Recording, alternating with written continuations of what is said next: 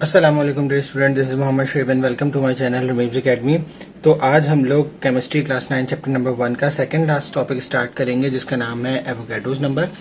कल मैंने आपको मोल समझाया था कि मोल क्या होता है, उसके कुछ न्यूमेरिकल्स हमने किए थे।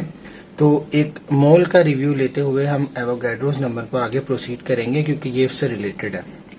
तो जैसा कि मैंने आपको बताया था कि किसी भी एटॉमिक मास को, मॉलिक्यूलर मास को या फार्मूला मास को जब हम ग्राम में शो कर देते हैं तो वो कहलाता है molar mass. For example H2O water, जिसका मॉलिक्यूलर मास होता है 18 AMU। इस 18 AMU को अगर मैं 18 ग्राम में रिप्रेजेंट कर दूंगा तो ये कहलाएगा इसका मोलर मास। और ये जो मोलर मास होता है ये इक्विवेलेंट होता है इसके 1 मोल के। यानी कि अगर मैं कहूँ कि 1 मोल ऑफ वाटर किसके बराबर होगा, तो आप लोग कहेंगे कि वो बराबर होगा 18 ग्राम के। ठीक है, अच्छा जी। अब इस कॉन्सेप्ट को आप लोग याद रखिएगा। अब हम बात करते हैं एवोगाड्रोस नंबर की। एक एग्जांपल से मैं आपको समझाऊंगा। फॉर एग्जांपल मेरे पास एक बाउल है जिसके अंदर बहुत सारे एटम्स पड़े हुए हैं। ठीक है, यानी कि कितनी भी समझे, एक बाउल जितना ना, कोई भी समझे रेत है, मेरे पास सैंड है। ठीक है, वो सैंड इसके अंदर पड़ी हुई है और इसको हम रिप्रेजेंट करेंगे एटम से। किससे? एटम से। ठीक है, अच्छा जी। एक मेरे पास एक और बाउल है जिसके अंदर है वाटर, और इस वाटर को हम कंसीडर करेंगे कि ये मेरे पास क्या है, मॉलिक्यूल्स हैं। ठीक है, इसी तरीके से एक और मेरे पास बाउल है जिसके अंदर है सॉल्ट, और इसको हम कंसीडर करेंगे कि ये एक फॉर्मूला है। ठीक है, formula mass, molecular mass, atomic mass, तीनों की मैंने एग्जांपल ले ली।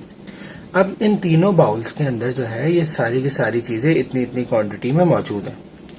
तो अगर मैं आपसे कहूं कि भाई इसके अंदर कितने एटम्स हैं, सैंड के कितने एटम्स हैं, या वाटर के कितने मॉलिक्यूल्स हैं, या सॉल्ट के कितने फॉर्मूला है, मतलब फॉर्मूला यूनिट कहलाता है ये। जैसे मॉलिक्यूलर का मॉलिक्यूल्स का मॉलिक्यूल कहलाता है ना, मॉलिक्यूलर मास का मॉलिक्यूल्स कहलाता है। इसी तरीके से फॉर्मूला मास का हम फॉर्मूला यूनिट कहते हैं। तो सॉल्ट के कितने फॉर्मूला यूनिट हैं, तो ये चीज जो है वो अनकाउंटेबल है। कोई भी इस चीज को काउंट नहीं कर सकता, क्योंकि एटम खुद एक बहुत ज्यादा छोटा पार्टिकल होता है जो हम अपनी आम आंख से भी नहीं देख सकते। लिहाजा इस चीज को कैलकुलेट करना बहुत मुश्किल है। तो हुआ क्या कि एक साइंटिस्ट थे, इटालियन साइंटिस्ट, जिनका नाम था अमीडियो एवोगाड्रोस। ठीक है, अमीडियो एवोगाड्रोस। ठीक है, इन्होंने एक कॉन्सेप्ट दिया 1811 में।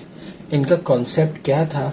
इन्होंने ये कॉन्सेप्ट दिया कि जितने भी हमारे पास चाहे वो एटॉमिक मास हो, मॉलिक्यूलर मास हो या फॉर्मूला मास हो, जितने भी atomic mass, molecular mass, formula mass के 1 मोल होंगे, जितने भी एटॉमिक मास, मॉलिक्यूलर मास या फॉर्मूला मास के 1 मोल होंगे, उसके अंदर इतने नंबर ऑफ पार्टिकल्स मौजूद होंगे।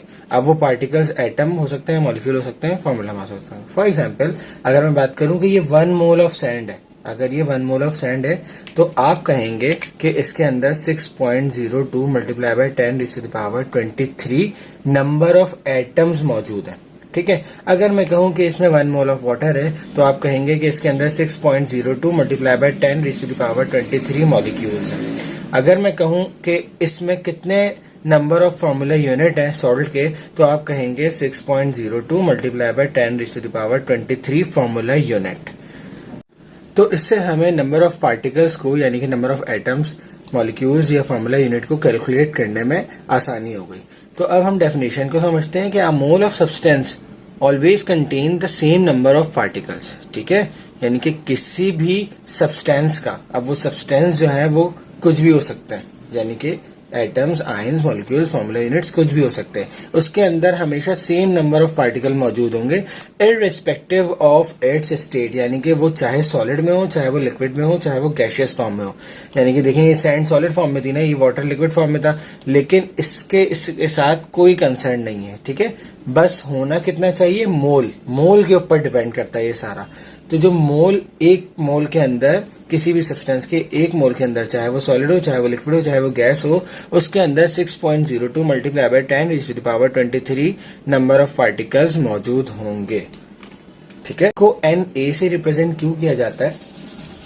इसको Na से रिप्रेजेंट करते हैं हम लोग इस तरीके से कि एन कैपिटल लिखते हैं और ए सबस्क्रिप्ट में इसी तरीके से कैपिटल लिखा जाता है।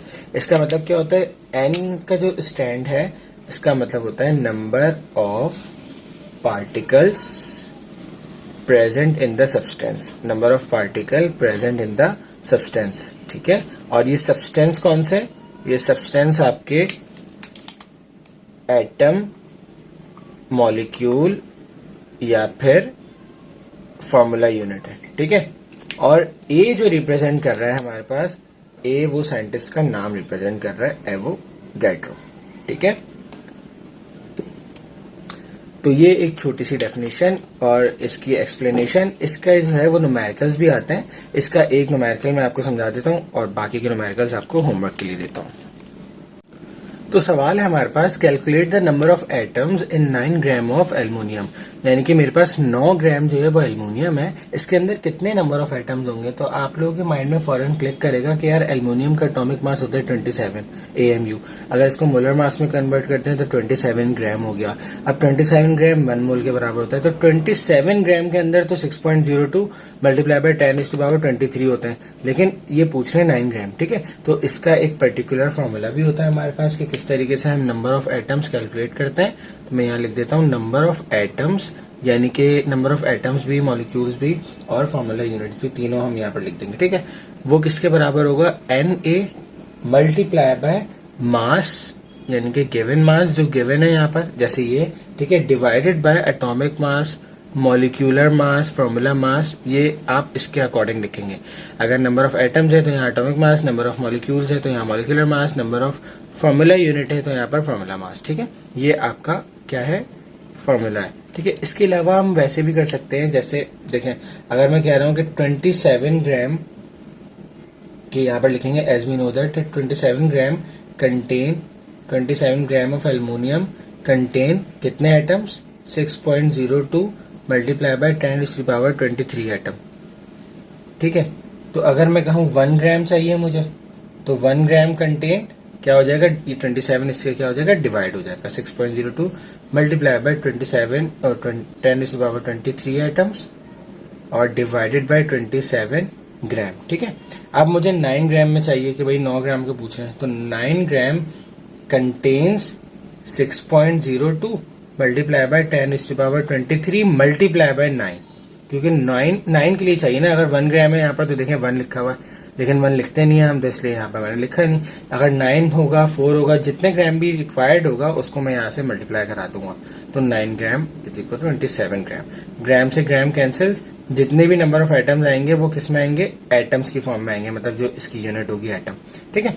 अब यही देखें, जो ये लिखा हुआ है ना वो बिल्कुल ये फॉर्मूला लिखा हुआ है, देखें Na Avogadro's number, given mass कितना था 9 ग्राम, एटॉमिक मास कितना था 27, तो बिल्कुल सेम ये फॉर्मूला हो गया। तो आप इस तरीके से भी कर सकते हैं और डायरेक्टली वैल्यूज पुट करके यहाँ पर भी कर सकते हैं। तो हम ऐसे भी आप लोग वैल्यूज निकाल लीजिएगा, मैं यहाँ पर कर देता हूँ कि 6.02 exponent 23 atoms multiply by 9 gram divided by 27 gram.